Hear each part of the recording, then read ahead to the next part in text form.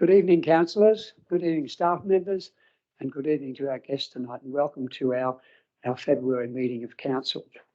We'll begin by acknowledging the Ngadjuri people, the traditional owners on the land in which we meet today. We pay our respects to their elders, both past, present and emerging, and extend that respect to other Aboriginal and Torres Strait Islander people who may be present today, the oldest living race on this planet. We begin tonight by calling for any apologies. Have any apologies? No apologies, no leave of absence. And we move into the confirmation of the council minutes held on the 25th of January 2022. I've got a little bit of a new running sheet here, councillor, so I might struggle for a moment or two till I get used to it. Would someone like to move the minutes of that meeting on the 25th of January 2022 be adopted? Councillor Sam, would someone like to second that? Councillor Mark. All those in favour? Those against, that's carried. Thank you, councillors. Moving on to communications. Mayor's communications, it's been an interesting period to say the least, and I think one of the highlights, and I did mention this at our council workshop, which I'll talk about a little bit later, Australia Day, and there's a report in the agenda tonight for us to digest. But I'd like to publicly acknowledge the staff members of our council, and certainly the Hewitt Centre and the Gawler Light Rotary Club for a fantastic organisation of that morning. With the COVID arrangements and all those in place, it was always going to be very difficult. We had a citizenship ceremony where five citizens, 5 new Australians were 7. Thanks, Stace. It was 7 too. I should remember that. Naughty me. But 7 new Australian citizens, and that was a wonderful ceremony and always a great honour. And thank you, Stacey, for all the work you did behind the scenes to make that happen. But an excellent morning, and topped off from my point of view in going down to the Southern Cross Homes to present the Mayor's Inspiration Award to Mr. Bob Arns. It was a really emotional time for his daughter, his wife, and certainly Bob, who's not well, but he was certainly bright and sparky on this occasion, and he had a tear in his eye. He really respected that acknowledgement, and he doesn't do the things he's done over his lifetime for acknowledgement. But a wonderful person, and I was just so proud that our council were able to recognise that in the manner that we have. Media engagements were pretty busy this month also with Flow FM, which is always a great opportunity to talk about the things that our council have been doing and things that we may want to do in the future. Also, I've been informed by the Barossa leader and spent quite a bit of time with them that your dear Mayor might be in the next edition of Barossa magazine. So I hold my breath. I had a 2.5-hour interview with Alicia from the leader, which goodness knows where that will go. But I'll be very interested to see the outcome of all of that, and I'll just hold my breath that I'll be able to walk down the street with my head in the air. NAIDOC celebrations in Clare. We joined with the Clare Council in supporting the NAIDOC week celebrations that they have in Clare each year. And this year, and this is through Lagardis Group, I might say, I was the only mayor there, and I was asked to do the closing ceremony of that particular occasion. It was a wonderful occasion and something that we should be proud of, and we can see that reconciliation, certainly from our point of view, is working. We're working toward that, and I thank Simon Sheriff and Pepper also, who attended on the day, for the work that they've done towards our goal. Also, street corner meetings I think are vitally important, and I really respect our staff who take the time to write the letters to the people who may be impacted by any street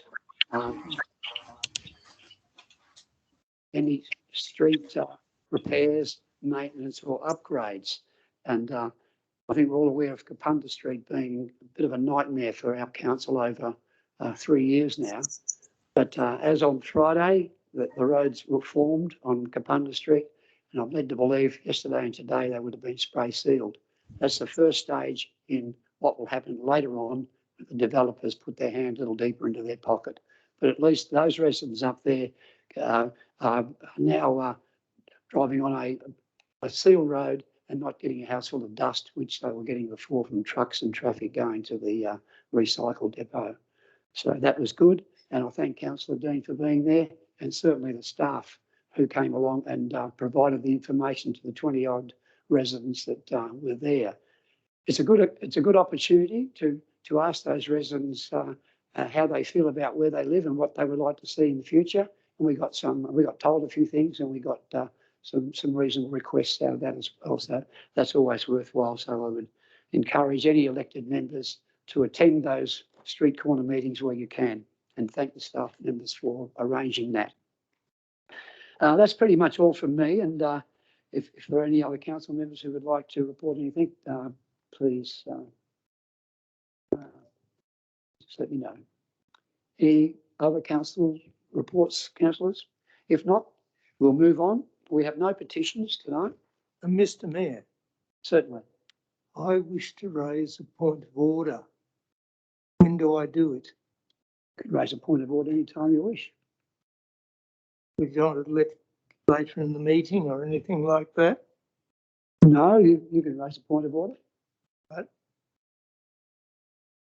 The regulations, regulation 12 says for a motion on notice, the member may bring forward any business by way of a motion on notice. Now, I put a motion on notice for this meeting, and I did it formally in writing, and lodged it and got a franked receipt. And then last Thursday, I received an email reply. Motions on notice I don't think warrant email replies, but anyway, it was under the hand of the CEO's PA, and it gave some information on the motion on notice and some negative information. When I looked at the agenda for the council meeting, motions on notice nil. Now, I've put a formal motion on notice to the council, and in the agenda for this meeting, it reads motions on notice nil. Now, I would like to see that rectified. Well, in the regulation that you read out, what did it say about motions without notice?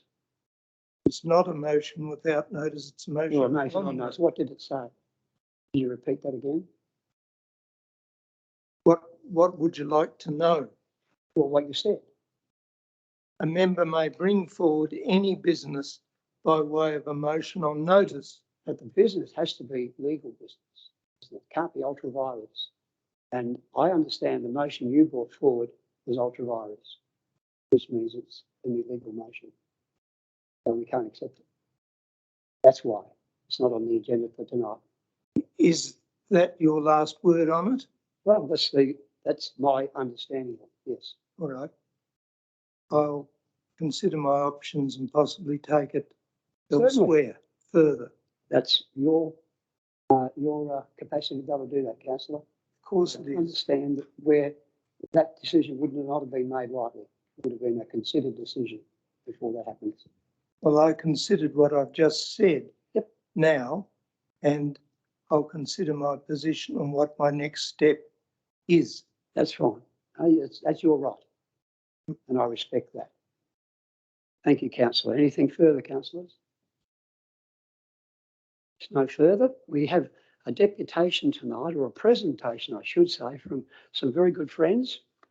And thank you for taking the time to be here, Kathy Wheels and Grant and Bob Modra, who have done some wonderful work on behalf of the council along the Seppeltsfield Road and other areas in biodiversity. And they've come tonight to just give us an understanding of where they might be up to with that. You might recall we purchased some land some time ago and put it into their care. And it'll be a very nice opportunity now to see where that's gone in the scheme of things. So thank you, Kathy and Grant and Bob, and I'll pass over to you. You can take the lectern if you wish, Kathy.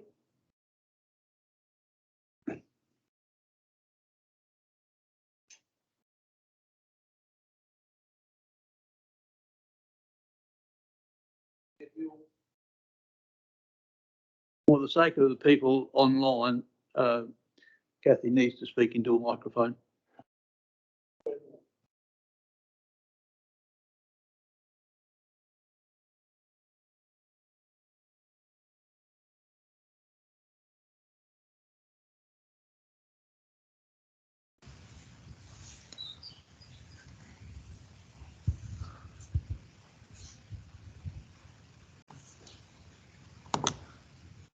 Okay, thank you.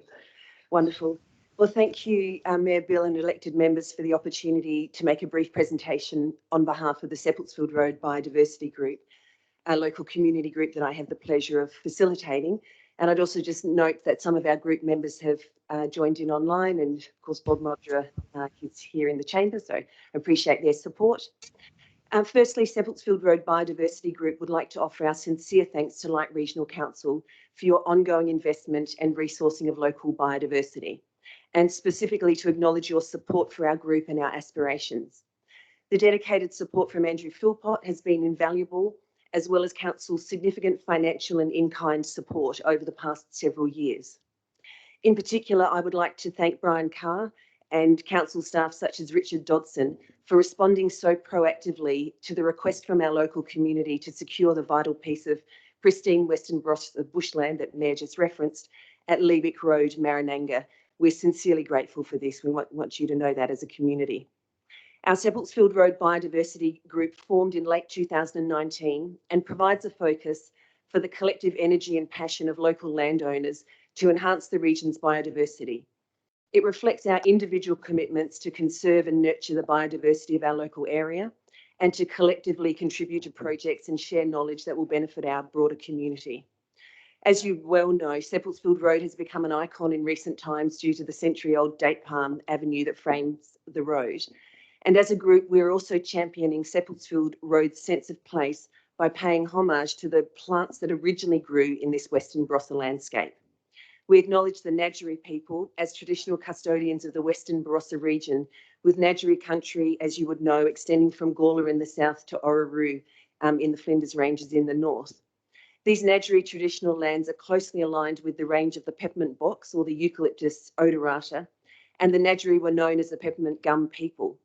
You might be aware that the peppermint box grassy woodland of South Australia is nationally listed as a critically endangered ecological community, and we are very privileged to have precious remnants of this woodland existing within the Seppeltsfield Road precinct. Our group meets monthly with an annual calendar that includes field trips, annual community planting days and individual planting days, educational workshops and general information sharing. I'd just like to highlight two key projects where Light Regional Council is partnering significantly with Seppeltsfield Road Biodiversity Group, and we'll go to the next slide. The first is a significant multi-stage makeover of the Seppeltsfield Road Tourism Information Bay precinct on the corner of Seppeltsfield and Stonewell Roads. You'll see this as an early view from Stonewell Road before our planting commenced, and reveals a fairly bleak aspect of the Information Bay looking north. The project to date has included the installation of new display beds and irrigation, infill planting in an existing saltbush shrubland, and future plans for a small picnic area to showcase species Indigenous to the Western Barossa and the wider Barossa area. On the next slide, you'll see photo of our volunteers on one of our planting days. We've conducted annual community planting days at the site in the winters of 2020 and 21. as well as ongoing working bees for weed maintenance and whippersnipping. This is a high-profile site and is an excellent location to showcase local biodiversity. Some of the iconic and unique local plants we're endeavouring to promote and incorporate into these garden designs include native apricot, quandong, drooping cassinia and senna, as well as the magnificent bull mallee or Eucalyptus berryana, which occurs naturally in several small patches in Seppeltsfield and Marananga along Stonewall Road and also in the Mopper. So if you have a look at the next slide, you'll see it's heartening to see the transformation at this site. That's the same view looking north some years later. And we're looking forward to continuing to plant at this site in winter 2022 and in future years. There's no doubt that this project at the Info Bay would not have been possible without the excellent support from Andrew Philpott and the team at Light Regional Council, who provided extensive site preparation, heavy earthworks and financial support. The site has also been supported by Northern and York Landscape Board, with design work by the now retired Chris Hall, and also support from our local group members who donated their time and also money to purchase additional supplies for the project. On the next slide, you'll see an interpretive sign. In 2022, our group was able to leverage Light Regional Council's investment into this site, and we successfully applied for a grassroots grant from Northern and York Landscape Board. This grant enabled the purchase of additional plants, as well as the design and installation of this interpretive sign and 30 small botanical signs to identify the various plants on site. On to the next project, which is the purchase of Liebig Road, and there's a photo of the entrance there for those who haven't been there yet. The second project I'd like to highlight is the 7 hectares on Liebig Road, Marananga, recently purchased by Light Regional Council.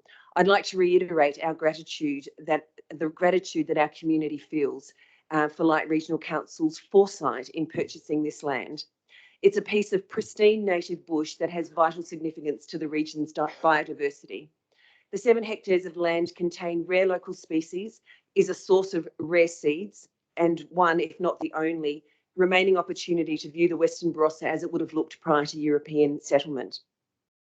I would like to reassure the elected body on the great value of your acquisition and your intention to preserve this important example of our region's biodiversity. It's significant on many fronts, but particularly the preservation of rare species, the preservation of a local seed bank, preventing the encroachment of development onto a significant biodiversity site, the opportunity for documentation of the site for educational and research purposes, which is already occurring with tertiary researchers, and also simply the preservation of green spaces within our community. For instance, there are rare species of native orchid found on this block that the previous owner, Don Helbig, has carefully identified and protected. Some months ago, Richard Dodson and I were both on the same site tour of the block, and it's somewhat stressful when you walk on it, knowing exactly where to put your feet, being aware that there are some parts of the scrubland are home to extremely rare plants, and you don't want to be the person who steps on the last one known to man. I also happened to be with Don on the block just this past weekend, and he showed me the shrub Leptomeria aphylla, or the leafless currant bush. That's extremely rare anywhere in the Barossa, but yet a strong population exists in this scrub. So it's important that Light Regional Council has preserved it. On the next slide, you'll see a winding bushland track. There's approximately 1 kilometre of bushland track that winds through the heart of the scrub, and it's an absolute delight to walk through. 3 distinctly different soil types with 3 distinctly different examples of native bushland can be observed. A peppermint box scrub in the clay country, a blue gum bushland in the deeper creek soils, and native pines in the sandy country. And elected members may also be aware that the Hyson Trail travels alongside the boundary of this property in the road reserve of Liebig Road. On the next slide, you'll see an extraordinary example of the biodiversity present in this piece of land. I think perhaps one of the greatest benefits of visiting this site is the visual reminder of the contrast to the vast tracts of land that we see across the Western Barossa, where only the overstory or the tree line remains intact, because understory and midstory have been entirely destroyed by green. And you'll see from this image the incredible biodiversity in a small section of the Liebig Road bushland with vibrantly healthy understory and midstory. So where to from here? We greatly appreciate the $5,000 per year that Council has set aside in your forward operational budgets plus CPI, if I remember, which has been made available via a management agreement with the Seppeltsfield Road Biodiversity Group to assist with maintaining this site. At present, this 5,000 is being designated to important works performed by the team at environmental weed control and revegetation. As you can imagine, weed control must be sensitively managed to protect remnant vegetation, and this team has been carefully identifying, documenting and treating a range of weeds throughout the bushland. Looking forward, we recognise the need in the short term for an action plan to identify the annual calendar of management that will be required across this site. And we're also using part of this 5,000 from the council to contract the development of such a plan. We're organising a native bird audit and microbat audit to provide baseline information on these important species. You'd appreciate that the effective mobilisation of volunteers is also critical to the ongoing management of this site, and we're fortunate to have a willing pool of volunteers in our local community. Andrew Philpott has introduced us to the Bush for Life program, whereby the site becomes a Bush for Life site and our volunteers are coordinated by a Bush for Life manager to affect 3 or 4 working bees per year. This is an excellent outcome, as the program will also provide necessary bush care training for our local volunteers. We also understand that Council is in the process of establishing a heritage management agreement over the site, and we anticipate that once that agreement has been executed, a significantly larger pool of government funding will become available. So on to the final or the next slide. I'd like to conclude with an invitation to all elected members to join us on a site visit to the Liebeck Road in spring. We would love to host you and show you an absolutely gorgeous and almost unknown corner of our Western Barossa.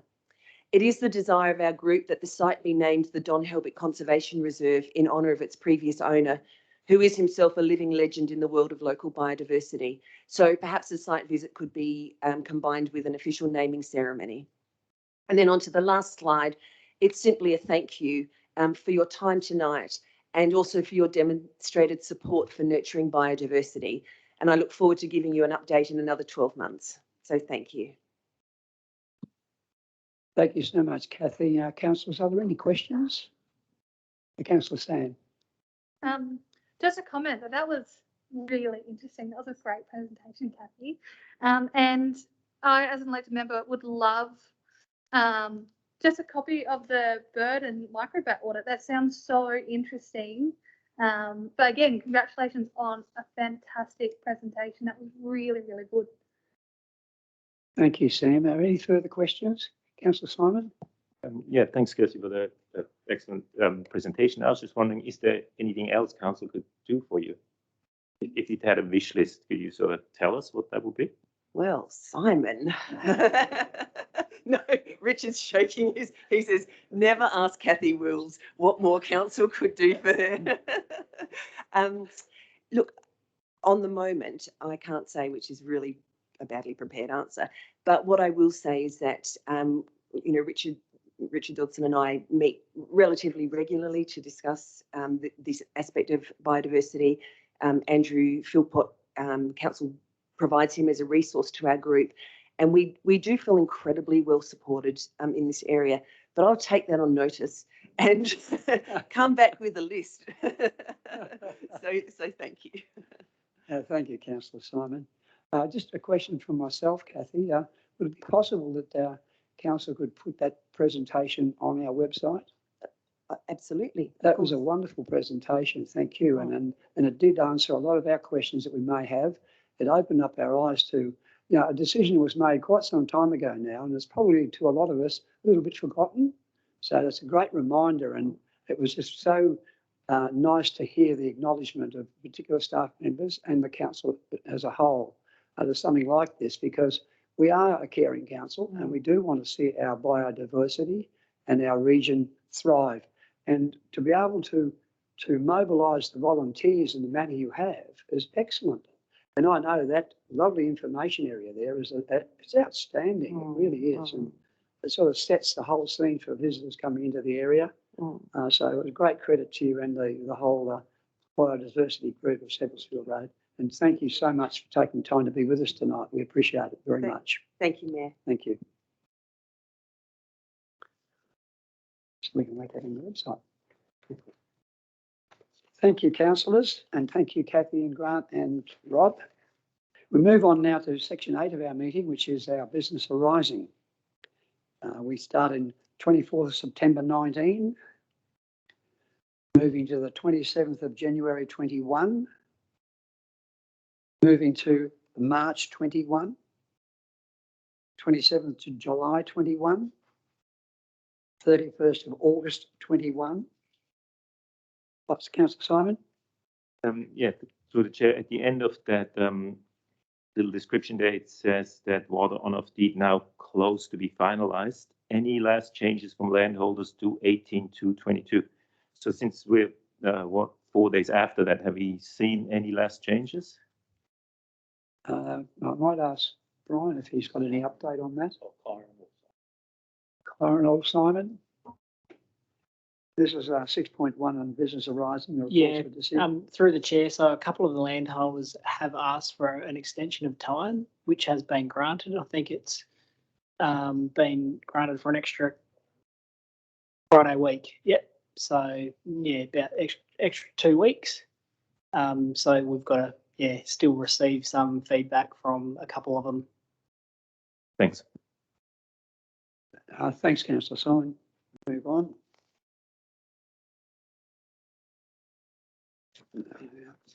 We move on to the 26th of October, 21. I just had one question there on 13.2. It's included in the ARC agenda. I'm just not aware of what ARC is, ARC, that acronym. Could someone enlighten me there?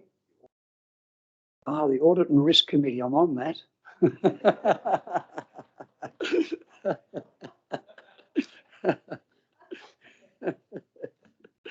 I was just a bit old-fashioned, I guess. No, thank you. Thank you for that. Moving down the page to the 23rd of November 21. Councillor Simon. I still have something for the 26th of October 2021. So point 14.2.2. So if I read from the description that the Commission stated it would welcome further dialogue with Council staff on the scope and viability of a potential code amendment. So I was just wondering if we are working on anything, on any public consultation, on any feasibility study or anything. How are we furthering that dialogue at the very moment? That's a good question, Councillor Simon. I might ask Craig if he could handle that.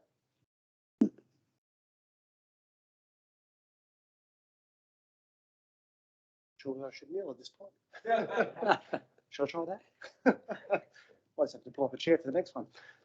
Sorry about that. No, look, I guess the answer to that question, Councillor Zell, is just in the last part of the update. So Barossa Council has instigated a program or a project in their own space, but it also, being that it affects the character preservation districts, has implications for ours.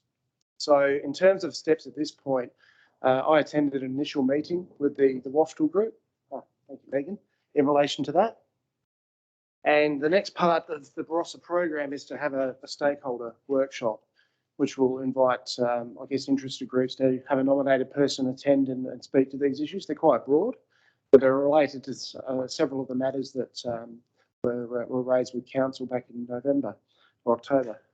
And then going from that program, I guess the Barossa is interested in having a collaborative involvement from our council and others who have areas in the character preservation legislation. And I'll be bringing back further reports at the right time in terms of what that looks like. And that, I understand, well, I expect will inform further steps of whether we look at things like code amendments and further policy work. Thank you, Craig. Satisfied with that, Councillor Zell? If I can, one more. So is there a collaboration between those two councils on that? The character preservation area, on the code amendment and all that sort of stuff? Yeah, so Barossa Council's invited our participation. It's at a staff level at this point. They've also extended that to City of Onkaparinga, Adelaide Hills Council and Mid-Murray, basically the other councils that have character preservation legislation. At this point, I think City of Onkaparinga has said that they'll keep an eye, but not necessarily participate. But certainly the councils have an opportunity to engage as they'd like to. Thank you, Craig. Anything further, councillors? We'll move on. No, pardon me. Have you got something, Brian, on the 23rd of November? You want to raise? Yeah, thank you, Mr. Mayor. I just want to raise boundary reform update.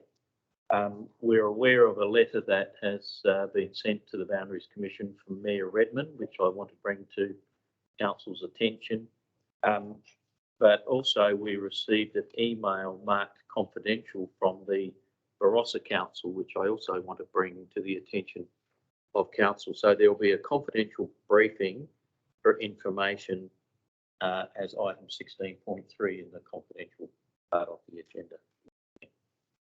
Thank you, Brian. I think we'll all agree this is an extremely delicate matter and very, very important to the future of our council. So we look forward to that. We move to the next date, the 14th of December, 21. Councillor Simon. I just want to ask about point 13.1.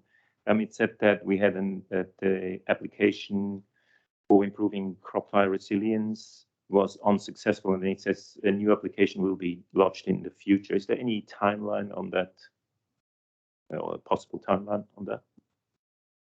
We're talking about 7.1. 13.1. 13.1. Yeah, through the chair, I think the application was a good one. I think there was some misinterpretation around supporting documentation. So we feel it will be in the future, but they've got no timing on when that will be at the moment. So I think this was a new funding tranche from that. So it could be in 12 months, it could be in 6 months. So yeah, we're not sure. Thank you, Richard. Anything further, councillors? If not, 25th of January 21. Councillor Sam. If I may, through the chair, 13.3.3. I've just had a few spattering of community members contact me, and I've explained that this is a procedural matter and there's a bit of a process. Nonetheless, they kind of wanted to pass on some feedback, and I was just wondering if at this point in the process it's appropriate that happens, or is it something best to wait until formal consultations later on in the process? Just a clear outline on, or some advice on when best to engage people and pass that feedback on. Yeah, I would seek advice from Craig, but I think at any time, if we've got residents forming views that they want to raise to our council, we should listen to them. And I think any time's a good time.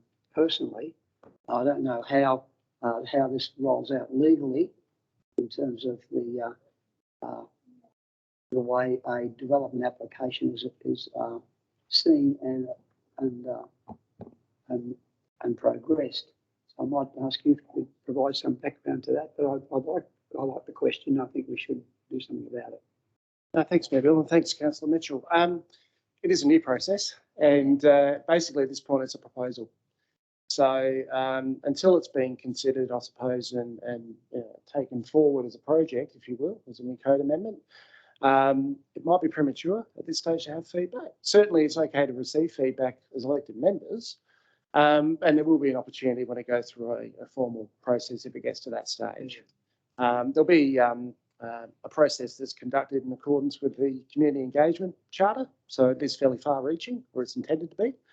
And the proponent will need to demonstrate that they've sought extensively public opinion in relation to their proposal.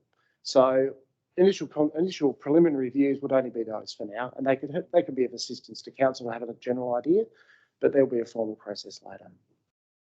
Craig, you would be aware as anybody else in this room. Last time we had a similar application at Freeling. We had a public meeting that attracted Channel 7. It was a big meeting, and it was quite an emotional meeting. A bigger development than this one, but nonetheless, it was in a similar situation in the same town. So this will probably gather some steam. There's no doubt about that. What I would like, and I think our elected members would like to be in that position too, to be advised as we go to what we can tell people who ask us a question, because we're going to get asked. There's no doubt about that. And we should be listening to them and being able to respond, even if it's not what they want to hear.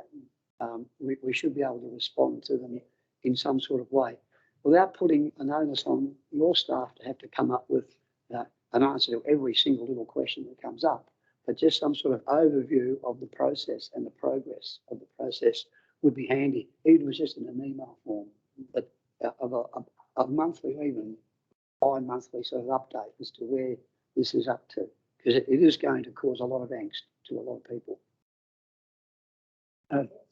Councillor Annette? Yes. Is that That's right. and therefore it it's done everything he can Yep. do, set them all and what happened, how it was conducted. This will still go to public education for that period. Yep. Everything then spoke to me, and he said that he's not against it, but he would like them to have spoken to him and they haven't.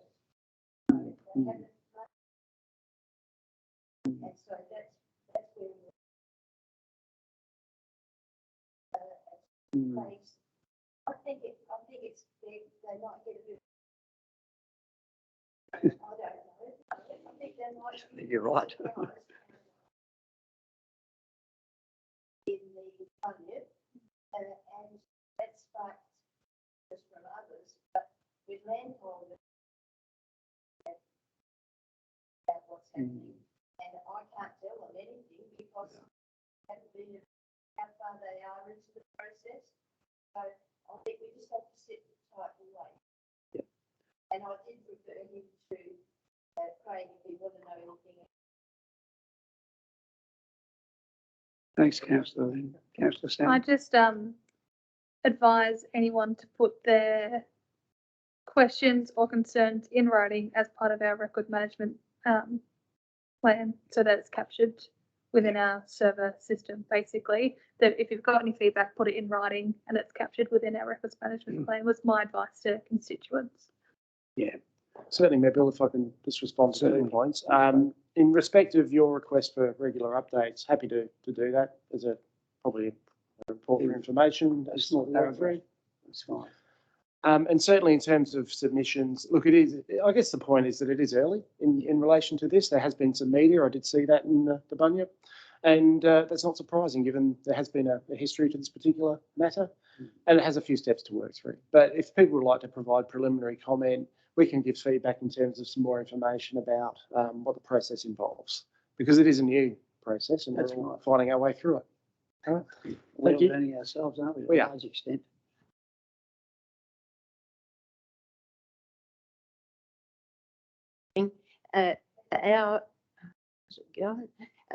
I was wondering whether, because of the land that adjoins it, by the railway line there, and where the water goes under the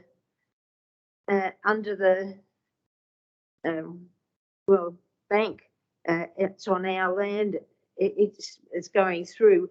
Have they asked us for any comment on that?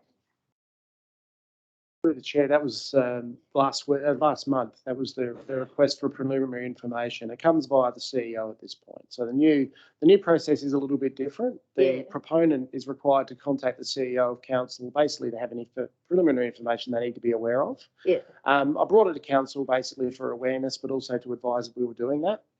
But the normal process, if you look at the guidelines, is for preliminary advice from council as an authority rather than as an adjoining landowner. Yeah. And we'll have opportunities to have further feedback as we go through, because it is going to be quite involved if it gets to these later stages of infrastructure and how things like stormwater, other servicing and utilities will be provided. Yeah. Thank you, Craig. Thank you, Councillor. And I think Councillor Simon might have had a question. Yes, through the chair. First of all, on the top it says arising from meeting of Tuesday, 21st of January 2021, which obviously will have to be 2022. But then I would like to say something about the point 12.2 local government elections. Because at our last meeting, I was ensured that we can just add one more banner to our 4 rotating banners on the home screen of the council's website. And I mean, I distinctly remember Mayor Bill saying this is a very reasonable request. That's a can do and will do. That will happen. And then Richard Michael even topped that off by saying the answer to Councillor Simon's query, the answer is yes.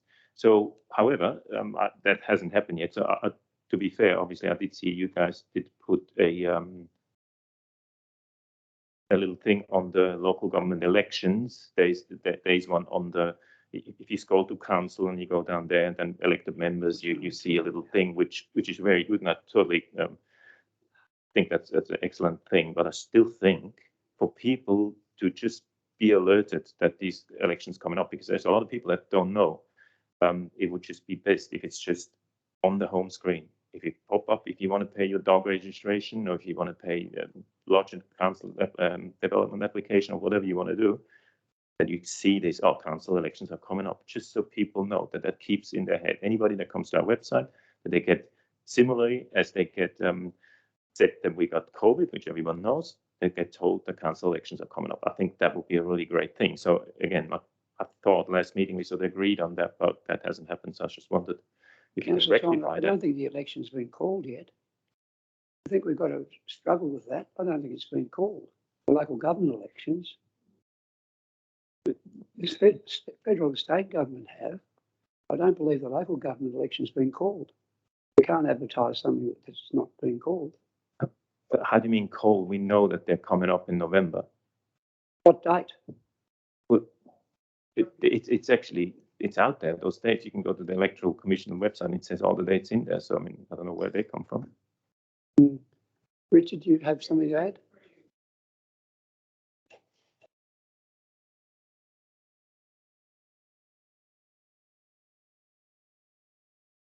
Yeah, thank you, Mr. Mayor. Look, a brief comment. I'm quite happy to, as I said at the last meeting, to put a banner up in due course.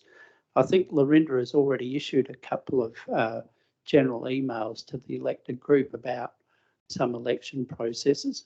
But in terms of the timing of the election, as I understand it, the bulk of the LGA rollout of their marketing program won't start until the conclusion of the state election. And one of the things that is in play here is not to confuse the voters out there with the multitude of elections that are happening in that March, May, September space. So I'll just clarify that.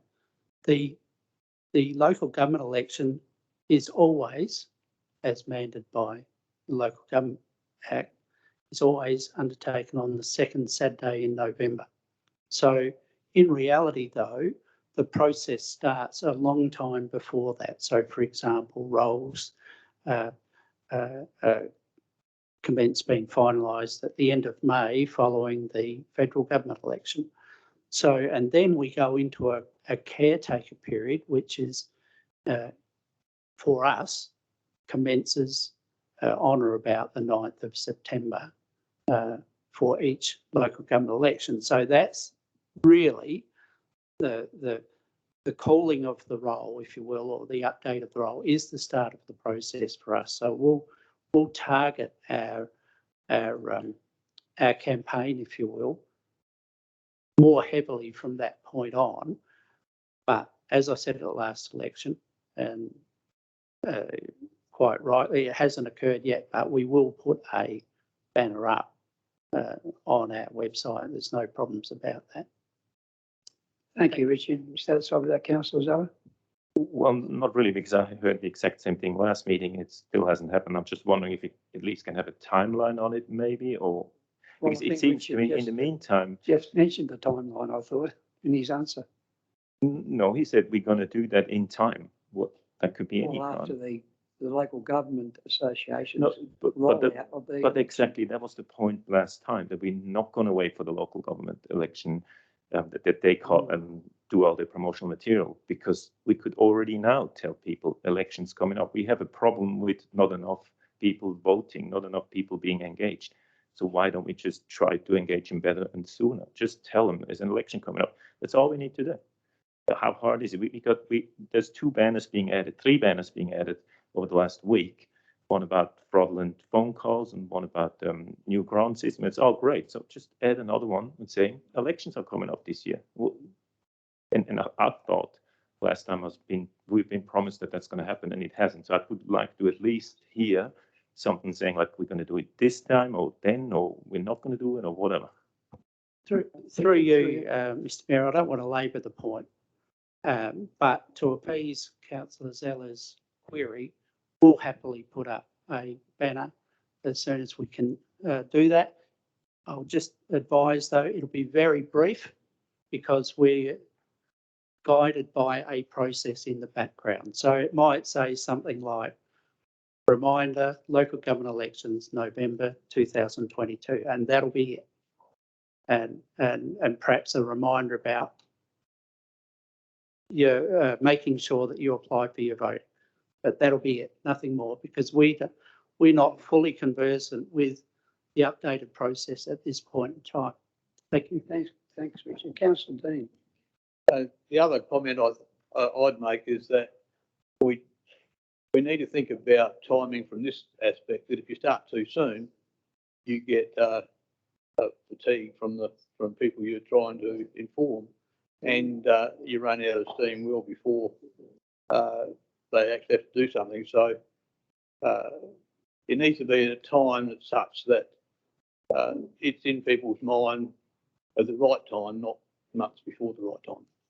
That's just a comment I'd make. Any further comments, councillors?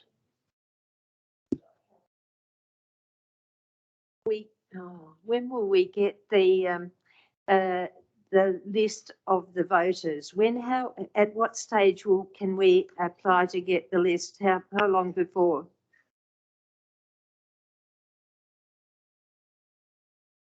Through you, Mr. Mayor, it's quite some time off. Yes, it is. So that won't happen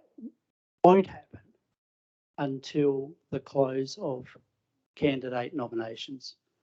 So that would be August. September, I think, off the top of my head. Yeah. So after that. Oh, right. Okay. Councillors, anyone else have a view on this matter?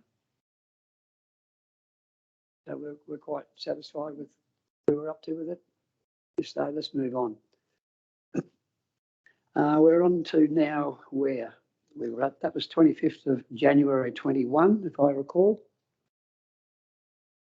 2021 it was there.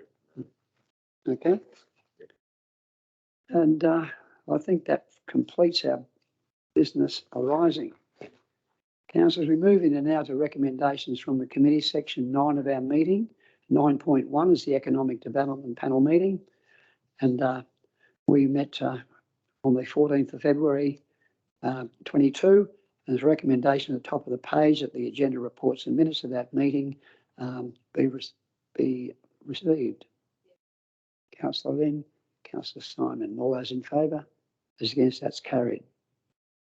Recommendation 2, that the reports and recommendations of the Mega Light Regional Council Development Panel held Monday the 14th of February as listed below be adopted. Are there any questions in relation to this matter, councillors, or would you like to just move straight into it? Any questions in relation to the recommendation or the report? If not, I'll put the recommendation. I'll move that. Move Councillor Dean, second Councillor Jason. All those in favour? That's carried. Thank you, councillors. We move on now to our ARC meeting. The recommendation at the top of the page is that the reports and minutes of the meeting of the Light Regional Council Audit and Risk Committee meeting held Wednesday the 16th of February be received. Would someone like to move that way? Councillor David and Councillor Simon. All those in favour? Those against? That's carried. Thank you. Councillors, there are a number of recommendations in this report. are there any questions in relation to any of those recommendations, or are there any of them you would like to withdraw for further discussion? There's no problem asking a question on any of these matters, of course. I must say we've got an extremely capable audit committee, audit and risk committee, chaired by Ross Haslam, who really does know how to chair a meeting. He's extremely good. I can learn a lot from him, I'm sure. And we have a couple of the independent members too that provide almost forensic advice to us that are familiar with how local government works and across other councils also. So there's nothing that's phases them at all, and we've received some excellent advice, and I think I speak on behalf of Councillor David and Councillor Simon that we learn a lot listening to those independent members about how local government works and what it needs to do to drill down into, you know, the transparency that I think we're all looking for, and the notion that things that we're doing in the right manner. I think there is a recommendation there in relation to the election or the reappointment. Is there? Am I seeing things? That's a further report. Yeah. Councillor Peter. One thing I noticed was that in the mid-year budget update, our budget showed a deficit budget for the second quarter of $300,000. Now, in the second quarter, that approximately doubled to $700,000. Now, what was the reason for that? Yes, I don't know if there's anyone. Thank you, June. Thank you. Through the chair, the movement in the second quarter was only, it was minor, 0.80. So it was only about 80,000. The larger movement was in the first quarter budget review.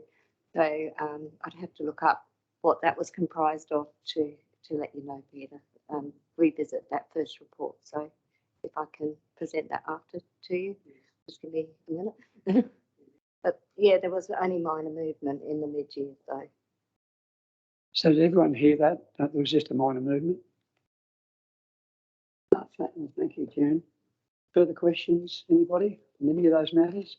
If not, recommendation 2 says that the reports and recommendations of the meeting of the Light Regional Council Audit and Risk Committee meeting held Wednesday, 16th of February 22, numbered 1 to 7 as listed below, be adopted. Someone like to move that way? Councillor Lynn, Councillor David. All those in favour?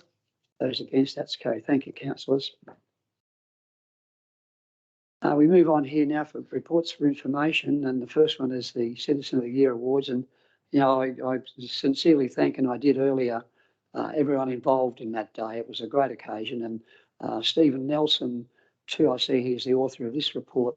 He did some extraordinary work prior to the day, because this whole ceremony, along with the recipients of the Australia Day Awards, were in this chamber being filmed, and the whole thing was done on camera in case we weren't able to have a function because of COVID.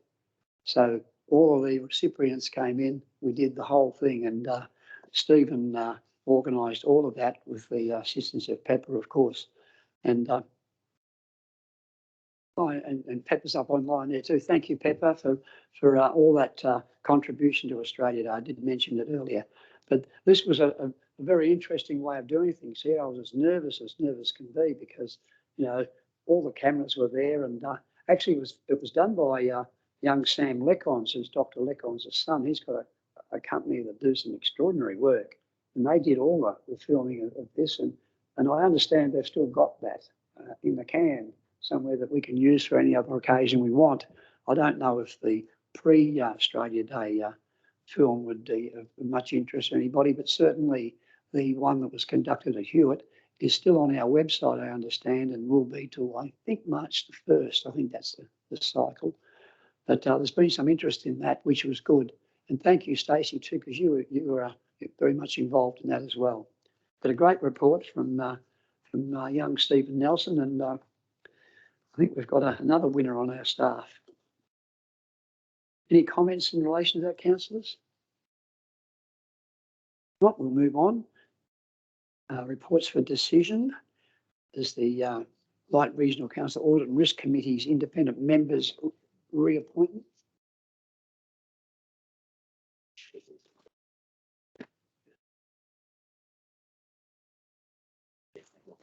Oh, I'm sorry. Yeah, I need someone to move that we receive the reports for information. Would someone like to move that way? Thanks, Councillor Salmon. Someone second that, please. Thank you, Councillor Simon. All those in favour? Those against, that's carried.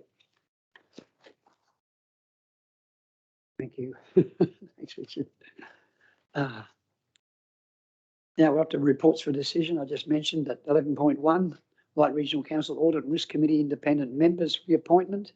I think I made my comments as clear as I can. I don't know if there's any questions or any comments from other of the panel members, or any questions from any councillors. Councillor David? I'd just like to comment that I think we're very lucky to have Ross and Michelle. She's a very experienced operator and she's a benefit to our council. I couldn't agree more. Any further questions or comments, councillors? If not, I'll put that recommendation on the top of page. Councillor Simon? I was just going to move the recommendation if I can. Oh, sorry, yeah. Councillor Simon move and Councillor Davis second. That's very appropriate. Thank you, councillors. All those in favour? Those against? That's carried. Thank you. I think we're in good hands. And this report here on the endorsement of council's nomination for Stormwater Management Authority Board, I was just so pleased to read this and so proud that we attract staff members to the quality of Simon Sheriff. This is an outstanding sort of recommendation just for someone who is so well qualified. And I think it's a real bonus for our council to have someone as qualified as Simon, and is also being acknowledged by higher authorities to take on this role. So thank you, Simon. If you're here, oh yes, thank you, Simon, for this, and certainly it's a great resume that you have here, if we want to call it that, but the background to your career, it's wonderful. Councillor, is there any questions you'd like to raise? If not, there's a recommendation on page. Councillor Bill? No. Oh, sorry. Getting ahead of myself. There's a recommendation moved by Councillor Bill. I'd like to second that. Councillor Dean. All those in favour? Those against? That's carried. Thank you.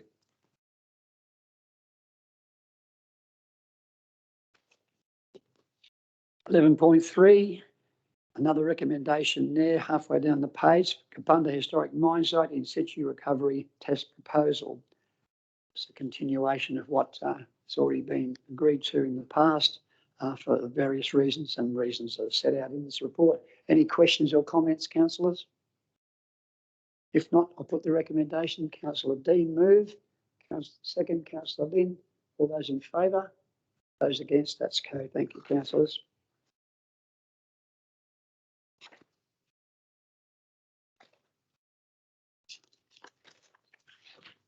Uh, 11.4 is the grant funding policy. We're still in the work in progress mode to a large extent, but I thank Craig and his team to getting it to this level now, which we've got something to consider with a recommendation halfway down page 22. Are there any questions or comments, councillors? If not, I'll put that recommendation. Would someone like to move that way? Councillor Mark, I'd like to second that. Councillor Bill, all those in favour? Those against? That's carried. Thank you, councillors. And thank you, Craig, and your team.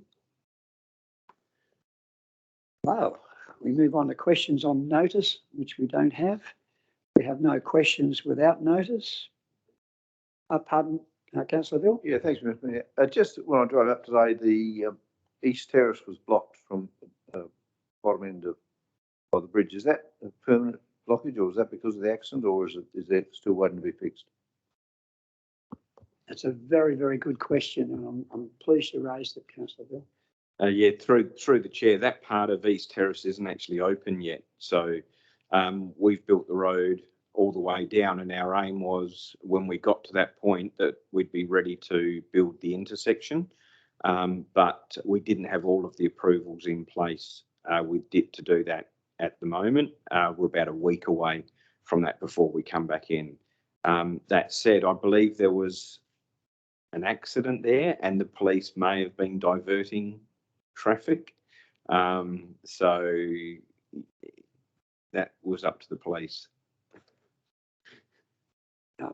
Yeah, are we doing the intersection, or was it DIPT? We're doing all of the work there. DIT actually provided $750,000 towards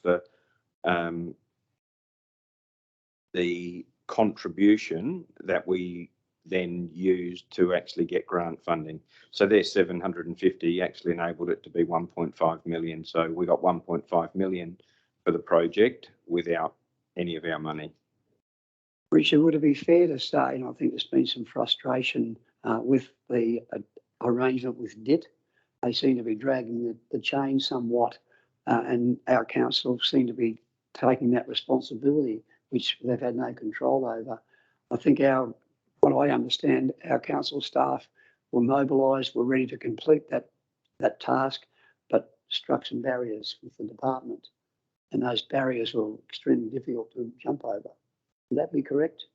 So I think we're copying a fair bit of flack, and I don't think we deserve it. Yes. Well said. Would someone like to move that?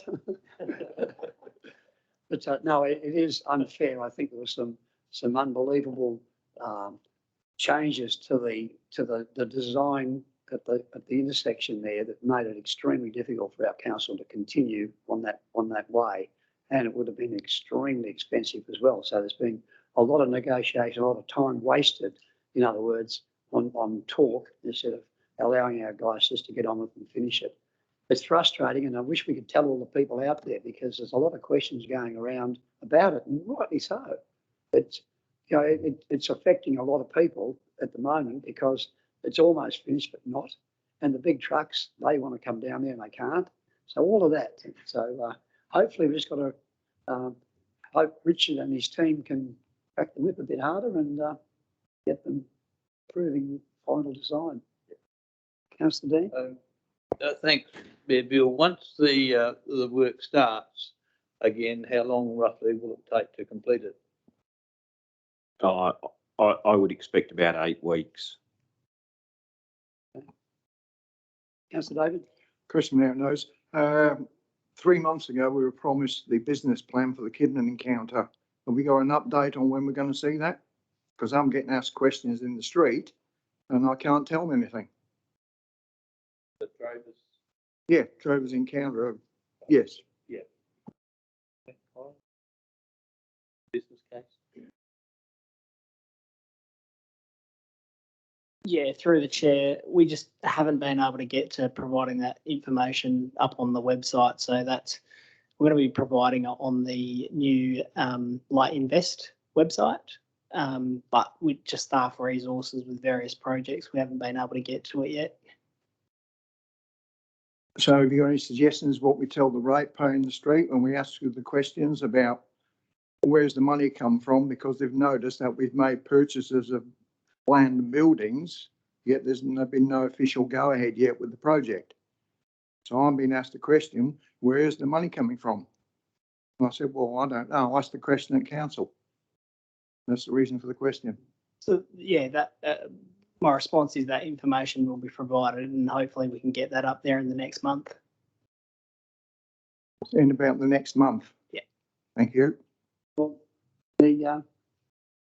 Well, can I just try and clarify something here? We're talking about the total project itself, the whole Kidman project, or we talking about the business plan for elements of the project? What are we talking about, Councillor David? What it's going to look like and what it's going to cost?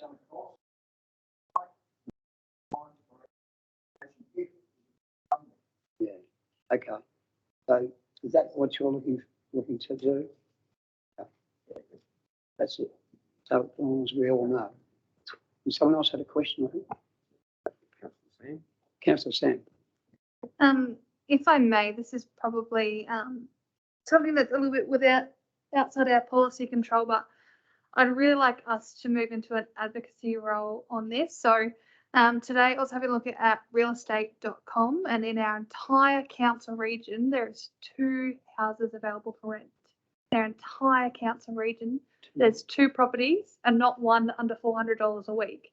So if we're trying to attract people to come work in Light Regional Council without investing in buying a property, that's a real barrier. And obviously it's not something that is within our scope in local government, but I'd be really curious for a report for information to our next ED meeting, just on what capacity we have as local government to become ambassadors for a change in policy.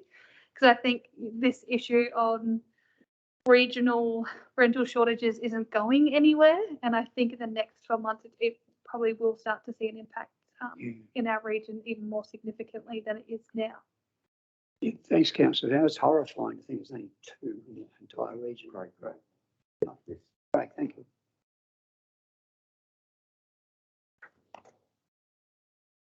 Thanks, Mayor Bill, and thanks for the question, Councillor Mitchell.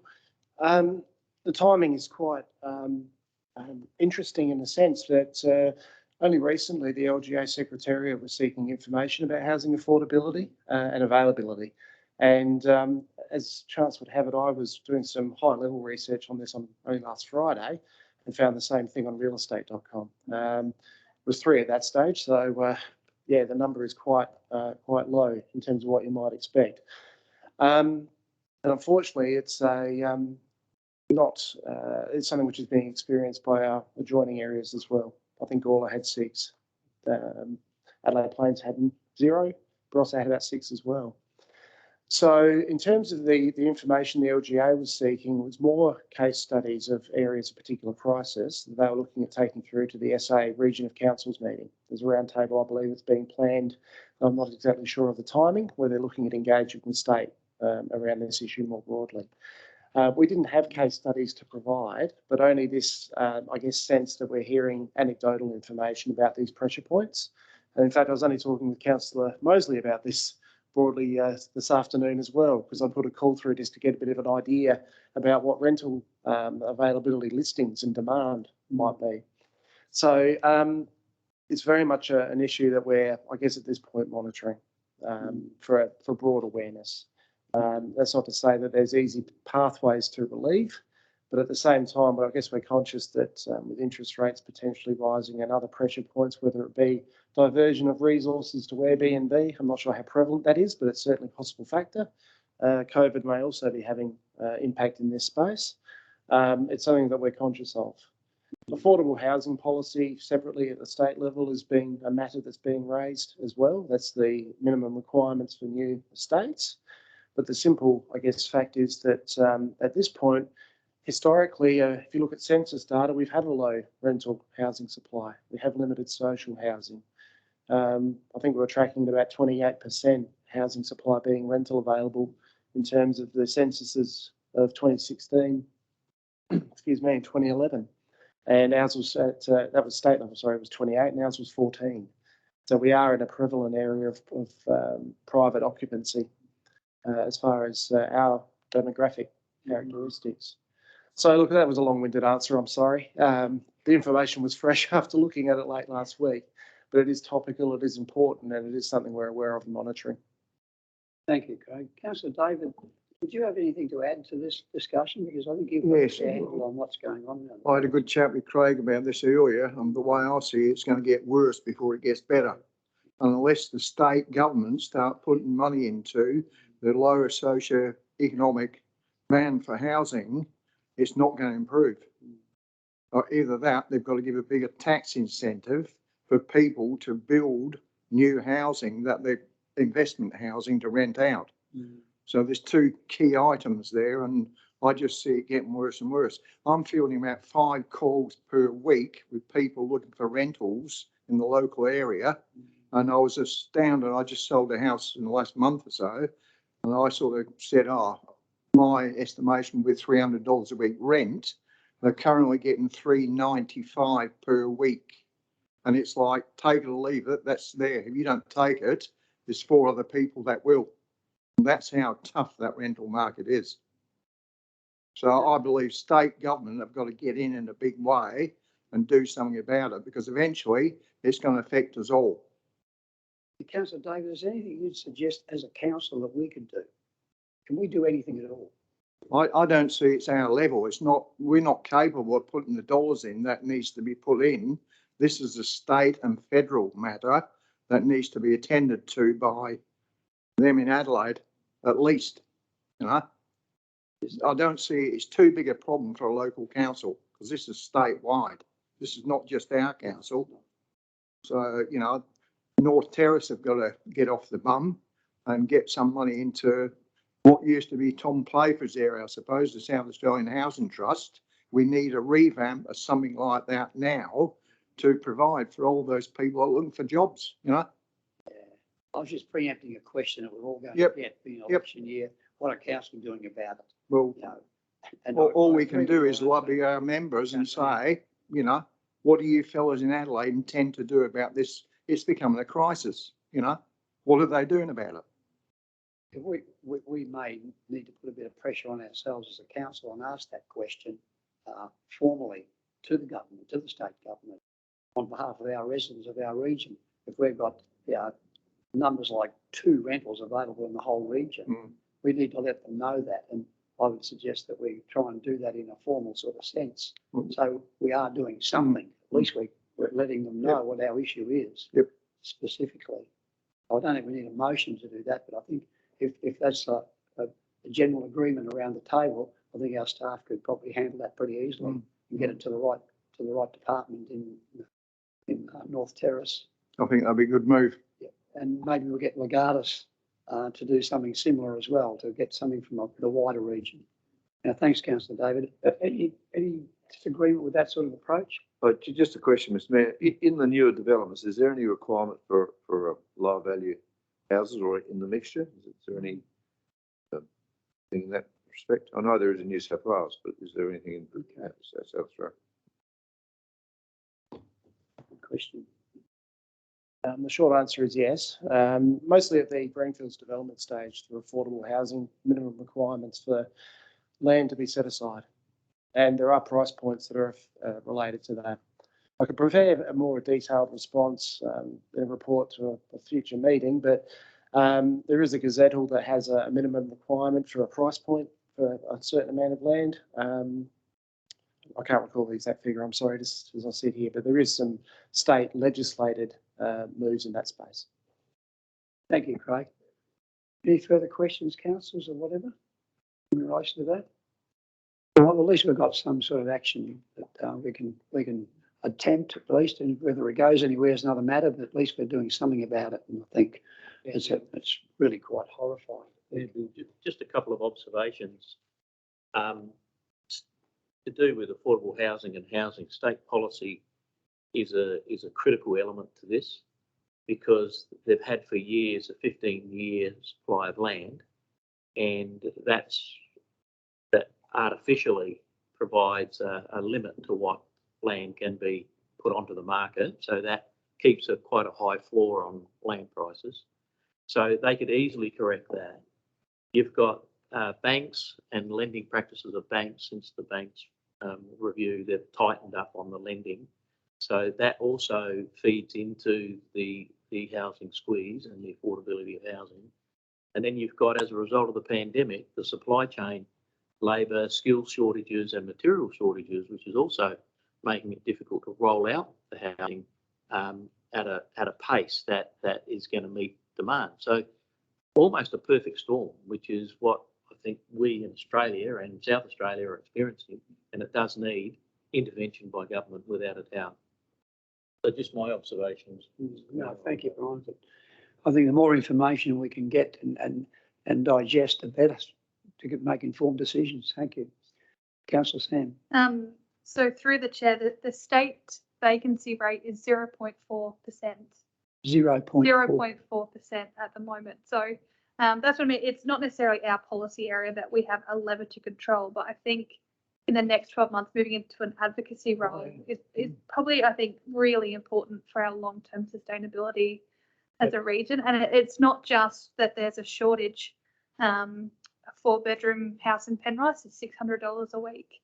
The rates, because of the shortage, you can charge whatever you would like, and you'll have a tenant agree that day to move in because people have no other option. And I think it's something, although we have no capacity to change it, I really do think we need to be an advocate for lobbying on this policy matter, because it will really come back at us in the next 12 months.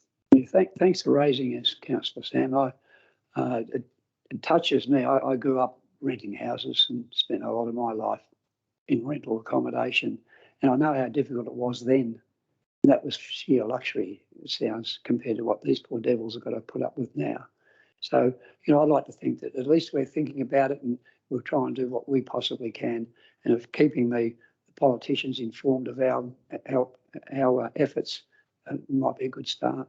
So thanks for raising it. I think it's important. Any further questions or comments, councillors? We have no motions on notice. We have no motions without notice. So is it? No, all right. Having said that, we move out. We move out of our regular meeting, councillors, and we now will go into our confidential section. So I need someone to move that happens under section 90, 2 and 3. Thanks, Fabio. All the best.